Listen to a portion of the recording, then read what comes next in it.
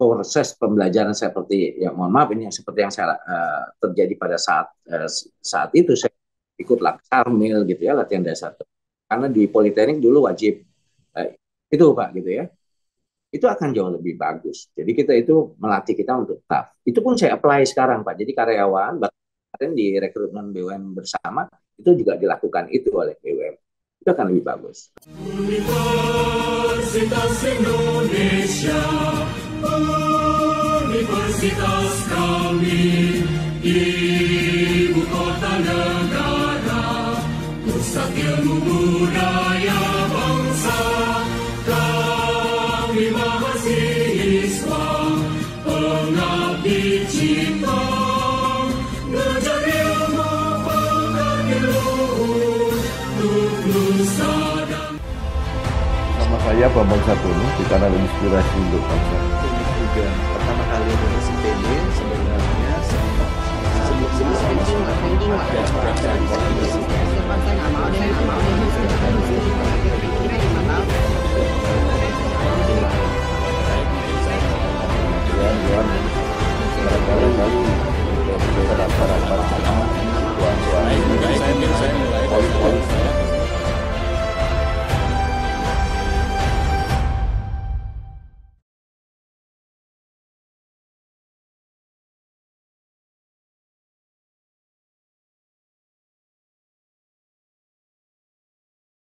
Baik, Assalamualaikum warahmatullahi wabarakatuh. Oke, Pak. Waalaikumsalam warahmatullahi wabarakatuh. Bersama saya Bambang Sadono di kanal Inspirasi untuk Bangsa. Mudah-mudahan kanal ini selalu bisa memberi inspirasi, motivasi, dan edukasi. Kami sedang mempersiapkan video wawancara untuk ikut memberi makna 73 tahun Universitas Indonesia. Wawancara ini akan kami bukukan untuk melanjutkan buku pertama yang sudah terbit. Saat ini saya sudah bersama dengan salah seorang alumnus Universitas Indonesia, yaitu Bapak Sri Haryanto. Beliau saat ini menjadi Direktur Keuangan, SDM, dan Manajemen Risiko dari PT Nindya Karya. Apa kabar, Pak? Alhamdulillah, sehat Pak Bambang. Iya, Pak. Iya. Pertama mungkin Bapak bisa cerita ketika pengalaman kuliah S1 di Universitas Indonesia, kemudian S2 di Universitas Prasetya Mulia, pernah menjadi Kepala Departemen Keuangan di PT Nindya Karya, ya. Kemudian sekarang dipercaya menjadi Direktur Keuangan, SDM, dan Manajemen Risiko. Monggo Pak, silakan Pak. Baik, terima kasih Pak Bambang.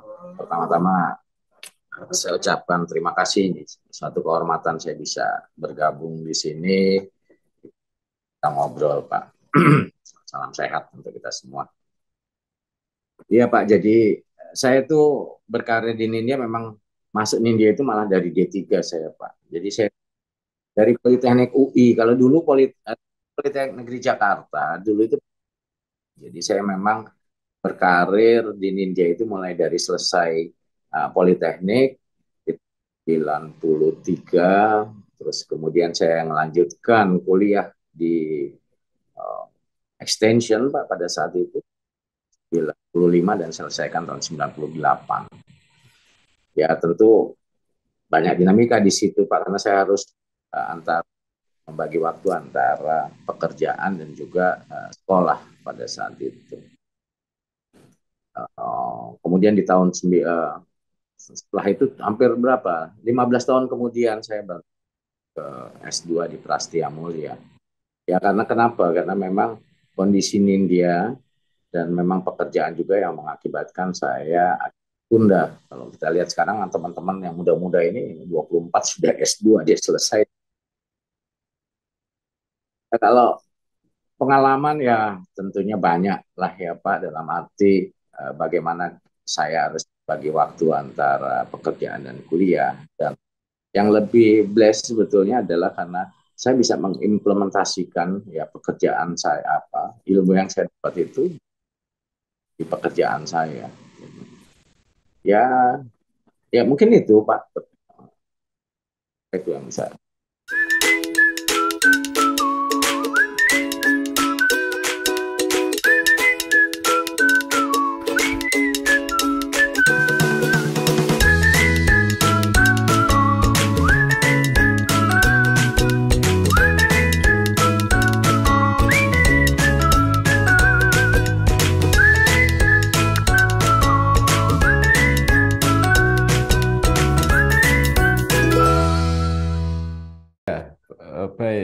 Nah, supaya ada gambaran Pak mengenai Nindya Karya. Kalau saya ingat sampai logo-logonya aja saya juga ingat Nindya Karya ini. Tapi mungkin Bapak bisa gambarkan apa proyek-proyek yang kira-kira monumental yang sudah dikerjakan Nindya Karya gitu, Pak. Saya mundur sedikit, Pak, sejarahnya Nindya. Jadi Nindya ini sebetulnya perusahaan tua, Pak, perusahaan Belanda. Itu beberapa perusahaan Belanda itu dinasionalisasi, termasuk salah satu Nindya. Dulu Nindya itu perusahaan Belanda itu namanya Nedam, dan saat ini masih ada perusahaan Nedam itu. Balas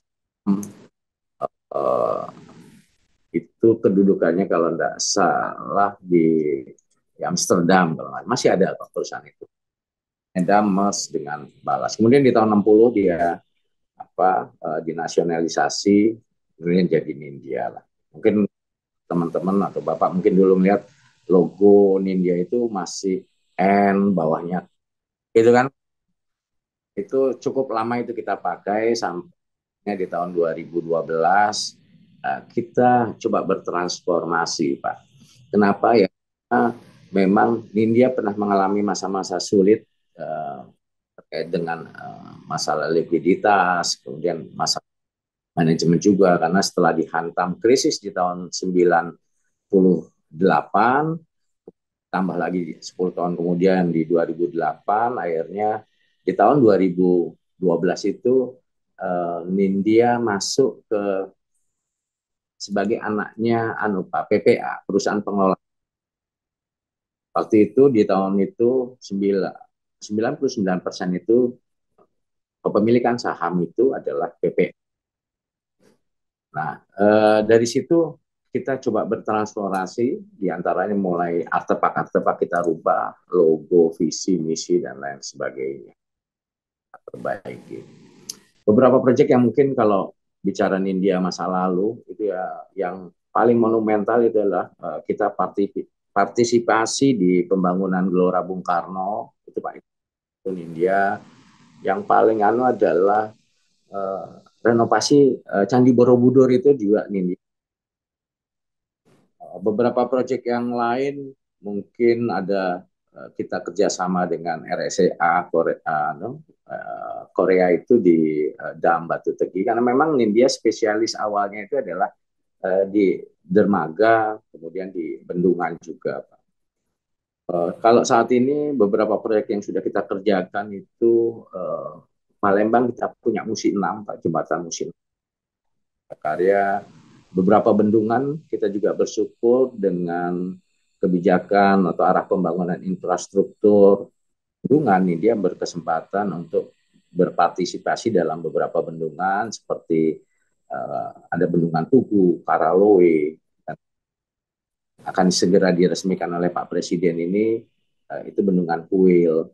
Kemudian kemarin juga sudah diresmikan juga itu ada Beringin Sila dan Sadawarna di Jawa Barat. Kira-kira proyek-proyek yang monumental yang saat ini dengan size-nya Nindya itu adalah yang tadi saya sampaikan itu, Pak. Ya, mungkin karena sejak awal ada di bawah PPA, kemudian PPA bergabung dengan Dana Reksa, sehingga Nindya terbawa ke situ gitu Pak ya kira-kira. Jadi bukan dikumpulkan ke yang karya-karya gitu ya. Betul, jadi itu menjawab pertanyaan Bapak di awal tadi. Kenapa dia kok adanya di holding, yang holding ini adalah jasa keuangan Dana Reksa. Jadi di tahun 2000, sekarang 2000, di tahun 2021, 2002, memang pemerintah sebelum itu pun sudah mulai holding, Pak. Dibuat holding. Salah satu adalah holdingnya Dana Reksa itu. Nah, karena dia pada saat itu melekat di PPA, maka Nindya dimasukkanlah ke dalam holdingnya Dana Reksa seperti saat ini. Nah, di mana holding Dana Reksa salah satunya adalah bagaimana men-upscale ya perusahaan-perusahaan yang memang tadinya itu masih perlu diperbaiki, di restruct di PPA. Kemudian kalau dia sudah sehat, dia akan menjadi anak, dan ini rencananya nanti ke depan tentu berharap ini bisa di IPO-kan dalam satu waktu tertentu. Seperti itu, Pak. Jadi ya memang kita di bawah Dana Reksa.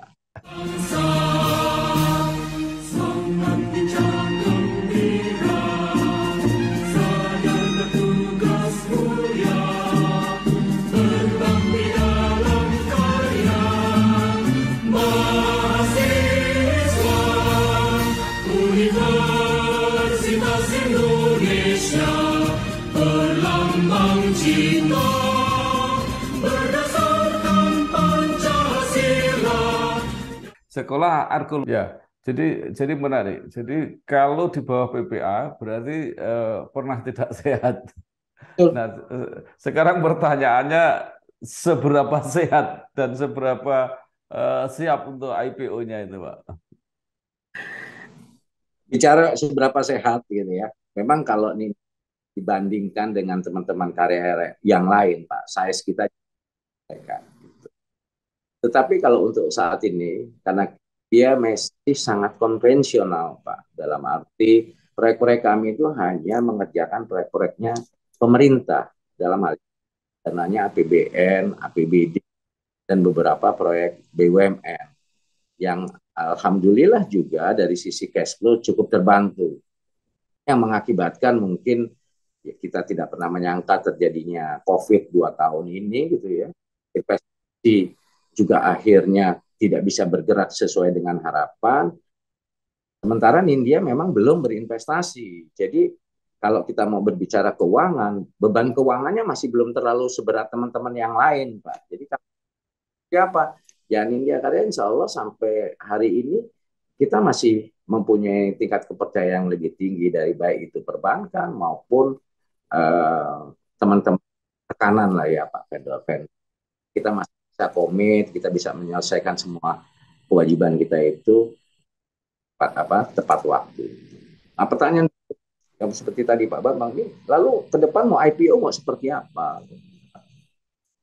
Kita beruntung karena kita sekarang di dalam holdingnya Dana Reksa, di mana Dana memang mereka ya memang ahli di bidang keuangan untuk fundraising sebagainya. Jadi artinya kami tentu di-feeding oleh Dana Reksa, disupport oleh Dana Reksa bagaimana mempersiapkan diri untuk IPO. Yang harus kita siapkan saat ini yang sedang Nindya siapkan adalah ketika kita berbicara IPO, kita berbicara sustainability, Pak, sustainability growth ya dari sisi sustainable growth baik dari sisi revenue maupun dari sisi profit margin. Nah, ya memang misi kita, mimpi kita, visi kita itu ke depan mau juga menjadi perusahaan yang global. Nah, saat ini kita menjajaki ya, untuk membuat investasi dan ini dukung lagi juga oleh Dana Reksa. Di dalam klaster Dana Reksa saat ini kalau tidak salah ada sekitar 14 di mana ada 10 kan, salah satu adalah kawasan industri di situ Pak. Jadi kita secara internal ada captive market di situ, kita bersinergi di dalam holding. Kemudian di other side juga kita juga berupaya untuk mencari investasi baru karena kita masih cukup longgar. Jadi untuk gambaran kalau berbicara keuangan, untuk debt equity ratio-nya Nindya itu masih di bawah 1, Pak. Jadi kita cukup punya peluang untuk berhutang dan ini yang mungkin harus di debt leverage-nya ini masih sangat terbuka sekali. Nah, ini yang sedang kita siapkan. Kemudian mungkin Pak Bambang dengar juga waktu G20 itu di launching apa yang namanya Indonesia Water Fund, Pak. Indonesia Water Fund dan itu setahu saya itu di bawah pengelolaannya atau dibimbing juga oleh Dana Reksa, di mana arahnya adalah penyiapan untuk infrastruktur air bersih, di mana beberapa investor dia akan masuk ke sana lalu dia cari proyek investasi. Nah, ini juga menjadi menjadi blessing saya katakan tadi untuk Nindya ada di dalam holding dan kita sangat berharap bahwa kita bisa banyak terlibat nanti dalam pengembangan infrastrukturnya yang ada di Indonesia Water Fund. Nah, kalau ini bisa seluruhnya memang perlu waktu. Itu saya yakin sekali bahwa Nindya nanti akan bisa more sustain ya dalam hal ini. Berbicara revenue, jadi kita nggak akan lari sekenceng-kencengnya, lari tetap teratur gitu Pak. Karena kalau kenceng pas berhenti juga kaget juga kita kan gitu. Kalau kadang-kadang suka patah itu di situ tuh Pak, putus itu di situ. Itu berhenti ya itu. Kita sih tidak berharap begitu Pak. Gitu.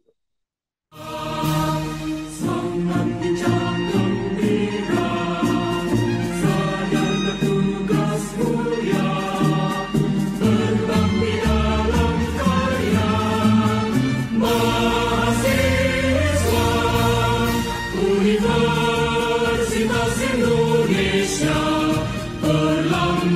cita berdasarkan Pancasila dasar. Seperti itu, Jadi Pak. ya kesimpulannya bahwa Nindya ini diuntungkan ketika COVID karena tidak mempunyai apa itu pengembangan yang begitu besar ya, terutama di proyek-proyek infrastruktur yang besar-besar itu, maka justru lebih sehat sekarang gitu ya. Kalau dikatakan diuntungkan, sebetulnya waktu iri juga, Pak. Sejujurnya tahun 18, saya kebetulan sudah dipercaya atau sudah jadi BOD gitu. Kita juga teman-teman lari sebegitu cepatnya gitu ya. Kita bagaimana harus ngejar size mereka juga. Tetapi ya semuanya pasti ada hikmahnya gitu ya. Ternyata Tuhan Allah punya cerita yang lain. Nggak pernah yang COVID, Pak. Nggak pernah COVID. Nah, ya betul seperti yang tadi Pak Bambang sampaikan. Jadi ya karena kita belum, jadi beban keuangan kita tidak seberat teman-teman yang lain. Permasalahan mereka more complicated daripada Nindya Karya saya rasa. Gitu, Pak. Nah, sekarang Nindya mau berkembang, mau IPO, kan mendapat tambahan modal, tetapi kan juga harus digambarkan kira-kira modal ini mau dipakai untuk apa gitu. Ya. Nah, itu seperti apa tadi? Bayangkan tadi sih sudah dikemukakan ada captive market, ada proyek air bersih, apalagi Pak kira-kira? Kita ngelihat ini Pak ya, arah ke depan ini ada dua yang mungkin menjadi concernnya India, investasi Pak, lakukan. Yang pertama adalah berbicara mengenai EBTKE Pak, energi baru dan kemudian kedua memang bicara tadi air bersih. Jadi memang fokus kita akan ke sana Pak. Pertama tentu ini upaya untuk mendukung juga program pemerintah. Kemudian yang kedua kalau terkait dengan yang spam, air bersih dan itu ya memang kita bagian dari dana reksa.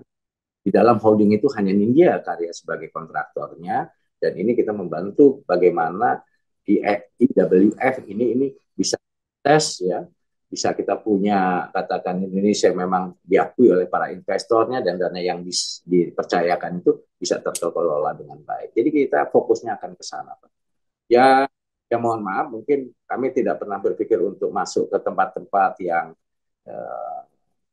ya mungkin resikonya terlalu tinggi karena apapun akhirnya manajemen resiko. Ya.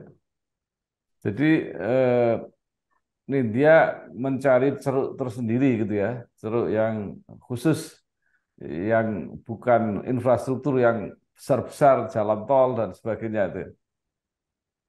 Ya kira-kira Nah, seperti itulah ya. Pak. Kita berbicara lebih Apa banyak itu? ke Ya. sustain-nya nanti. Apa itu karena ini Pak di grup ini atau bahkan di Nindya Karya sendiri ada konsep ini ya, environmental social governance ini Pak. Uh, yang kalau terkait dengan berbicara environmental, ya memang apapun akhirnya kan sekarang ujungnya SDGs lagi Pak, gitu ya. Nah, di 2 tahun belakangan ini memang kita sedang menggalakkan ya, dimulai di tahun lalu berbicara mengenai clean and green construction Pak. Climate change itu udah menjadi isu global. Bahkan sampai sekarang pun bicara finance ada green finance juga gitu ya. Jadi di tahun 2022 yang lalu kita berkomitmen untuk menjalankan untuk melaksanakan lean and green construction. Apa bicara lean and green itu apa? Kalau kita bicara green construction tentu adalah bagaimana kita menjalankan atau melaksanakan proyek-proyek kita itu seminimal mungkin.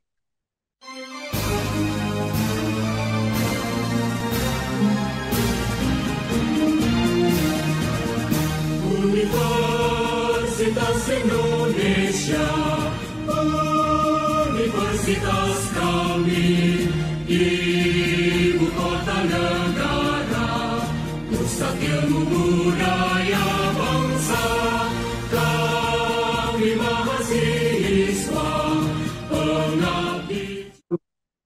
Itu bisa merusak lingkungan. Atau kita punya kompensasi misalnya untuk proyek-proyek bendungan, dan ini juga inline dengan arahan dari Pak Menteri PUPR juga bahwa kita melakukan aktivisasi penanaman pohon dan lain sebagainya. Nah, yang kedua adalah bicara lean. Lean adalah bagaimana kami coba melaksanakan pekerjaan dalam setiap aktivitas bisnisnya itu sesimpel mungkin. Gitu ya. Nah, ini ujungnya berbicara mengenai inovasi dan kompetensi human resource sama human capitalnya nanti, Pak. Itu yang sedang kita laksanakan saat ini dan kita akan mantapkan lagi di tahun 2023. Nah, sehingga nantinya itu sebagian besar di tahun 2023 ini apa yang sudah kita mulai di 2022 ini bisa terlaksana di 2023. Kita akan pantau implementasi terkait dengan green and lean construction tadi itu, Pak. Gitu, Pak. Nah, Bapak ini kan membawahi selain keuangan juga SDM. Iya, Pak, betul. Ya, itu di dalam perencanaan ke depannya seperti apa, Pak? Ya, tentu akhirnya yang berbicara SDM itu saya berbicara dua hal. Pertama adalah bicara dan bicara kompetensinya, jumlah orang dan kompetensi yang harus dimiliki. Nindya Karya dan semua perusahaan pasti punya RJPP kita 5 tahun kemana. Jadi yang kita lakukan terutama adalah peningkatan dari sisi kompetensi, Pak. Karena ini inline dengan rencana panjangnya kita. Nah, peningkatan kompetensi itu ada dua. Peningkatan kompetensi dari hard skill dan soft skill-nya. Kalau di hard skill, kita kerjasama dengan beberapa konsultan, juga disupport juga oleh I2LI. Jadi di dalam PMO-nya infrastruktur itu ada institut I2LI itu Infrastruktur Indonesia. Jadi untuk proses belajar peningkatan kompetensi dari sisi hard skill teman-teman teknik itu di sana. Kemudian Dana Reksa punya Dana Reksa Learning Institute itu untuk peningkatan soft skill atau hard skill tapi dari sisi keuangan. Di lain sisi juga Nindya Karya punya apa yang kita sebut namakan Nindya Learning Center. Nindya Center adalah apa sih kompetensi secara internal kami seorang untuk menjadi seorang kepala proyek itu harus seperti ini, silabusnya ada seperti ini. Dan ini semuanya berkesinambungan, Pak. Berkesinambungan maksudnya seperti apa? Adalah ada BUD-1, BUD-2 gitu.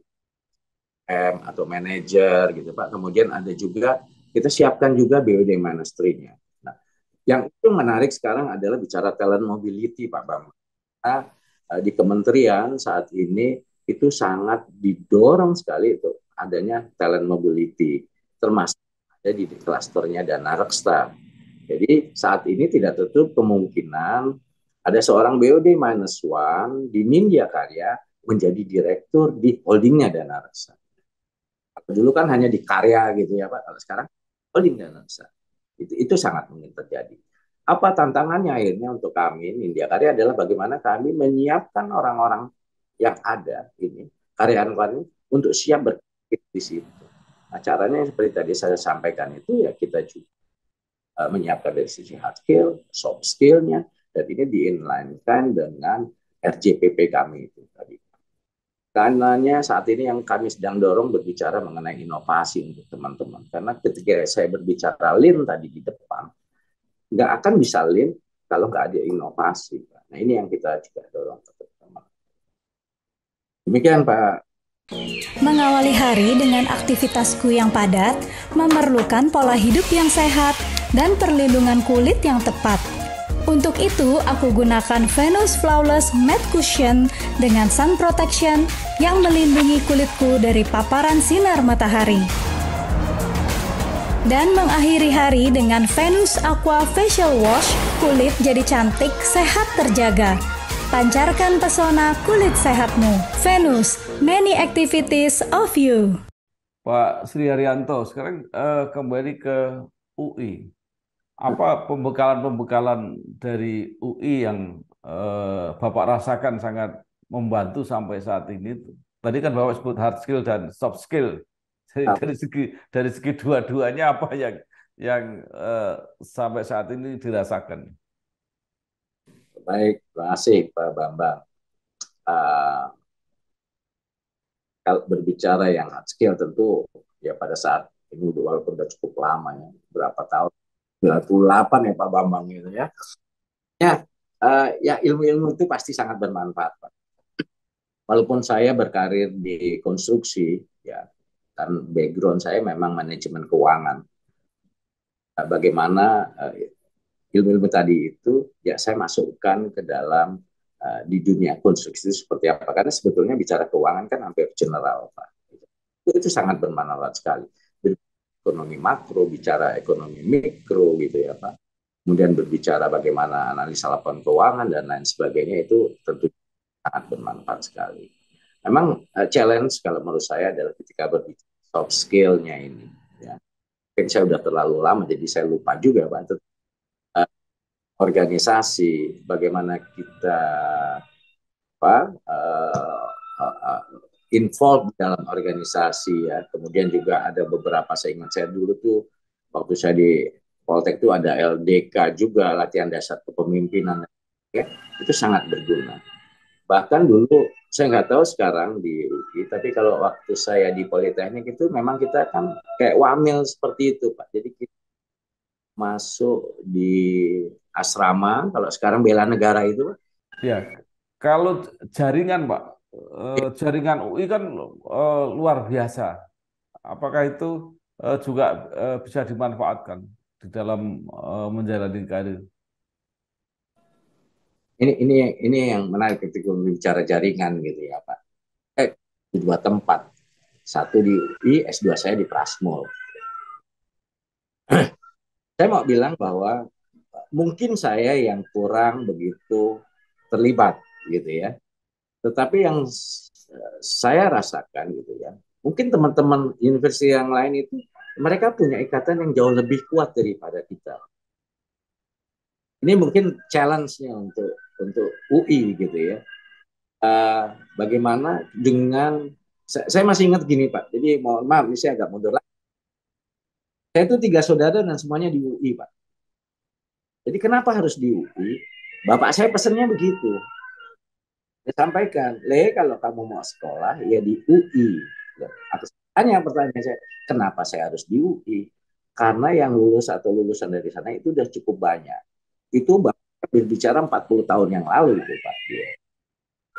Nah, tinggal bagaimana menurut saya ini yang banyaklah orang-orang hebat di UI kan gitu ya Pak ya. Ini menjadi lebih guyup, bersinergi, ya saya katakan tadi, apakah saya yang memang tidak terlalu banyak terlibat gitu ya, atau memang ini yang harus kita perbaiki. Tapi saya rasa mungkin saya yang kurang Pak bergaulnya gitu ya sama teman. Saya paling ikut-ikut di klub-klub olahraganya aja Pak gitu ya. Mahasiswa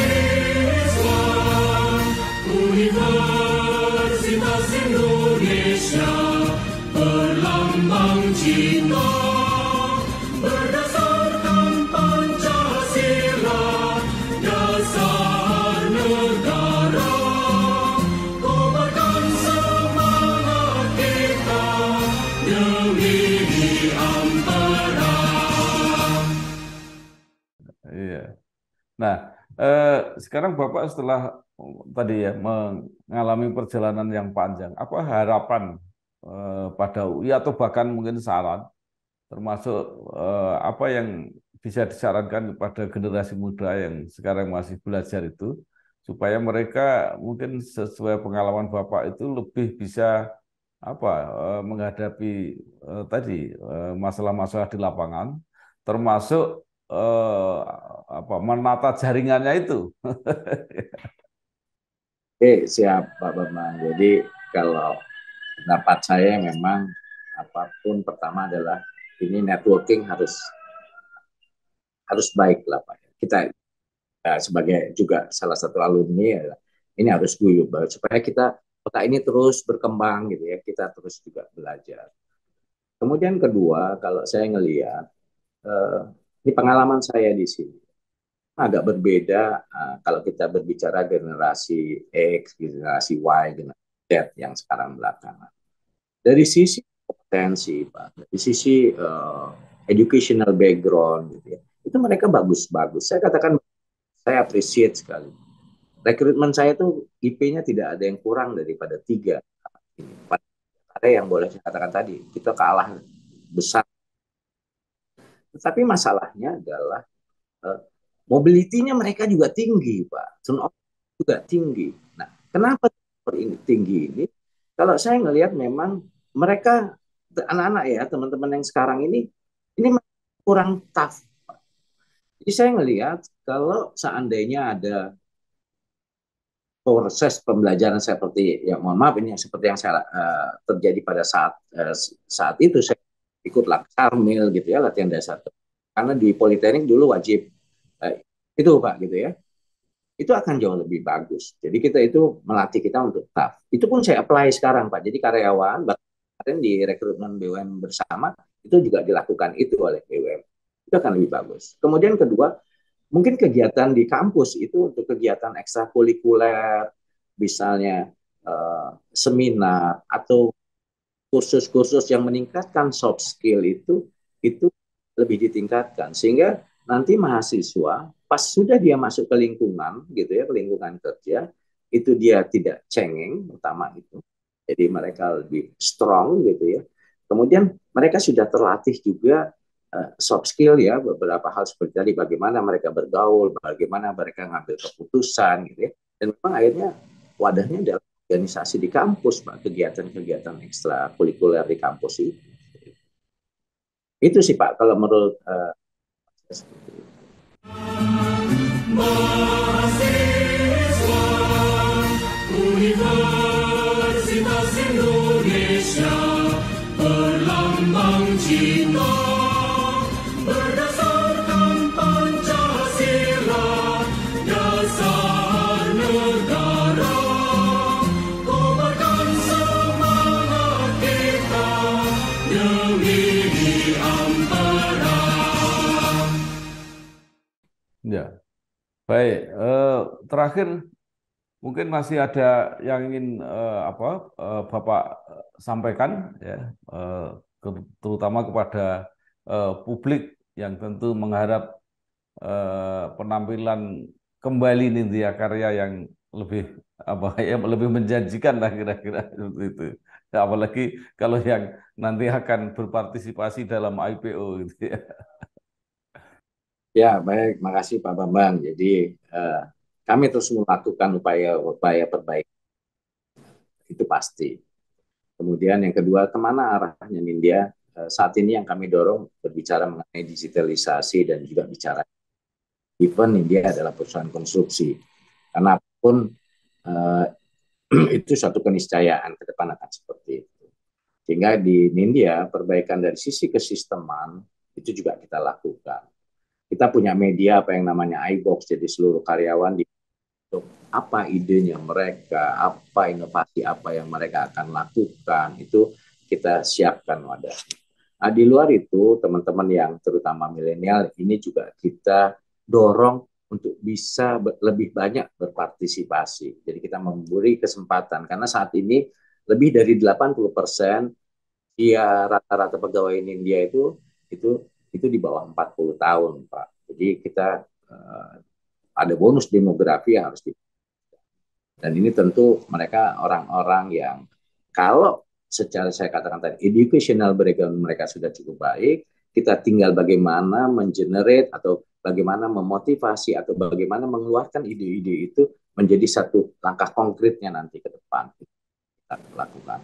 Nah, di lain sisi penguatan dari sisi bisnis tentu kita juga berinovasi terhadap bisnis-bisnis baru seperti yang tadi saya katakan, terutama di investasi. Karena apapun kalau kita hanya mengandalkan India seperti saat ini hanya APBN, APBD, ketika suatu seperti 2 tahun belakangan ini memang agak goyang limpung sedikit untuk menggaranti tadi atau sustainability tadi ya tentu dari investasi. Nah, pertanyaan berikutnya investasi yang seperti apa? Tentu investasi yang dengan prinsip kehati-hatian gitu ya, dengan manajemen risiko yang baik, dengan risiko-risiko yang terukur sehingga investasi yang kita laksanakan ini ini bisa sesuai dengan harapan kita. Mungkin secara umum seperti itu, Pak Bambang. Iya, terima kasih sekali Pak Sri Haryanto, Direktur Keuangan SDM dan Manajemen Risiko PT Nindya Karya. Banyak hal yang sudah disampaikan, mudah-mudahan ini menambah wawasan, menambah pengetahuan, dan bisa memberi inspirasi dan motivasi pada generasi yang lebih muda, terutama para mahasiswa. Sekali lagi terima kasih Pak atas apa yang sudah diberikan. Selamat bekerja, sukses. Wassalamualaikum warahmatullahi wabarakatuh. Waalaikumsalam warahmatullahi wabarakatuh. Halo guys, sekarang cuma dengan satu jari, semua urusan listrik langsung beres, res. Ini dia, PLN Mobile. Kalau cuma gangguan aja sih, nggak usah panik. Tinggal tap menu pengaduan, cus petugas PLN-nya langsung datang. Atau mau isi token, pasang listrik baru, atau mau ubah daya, atau cek hitungan listrik. Urusan listrik, serahin aja ke PLN Mobile. Nama saya Bambang Satono di kanal Inspirasi untuk Bangsa. Ini juga pertama kali lulus IPB sebenarnya sebelum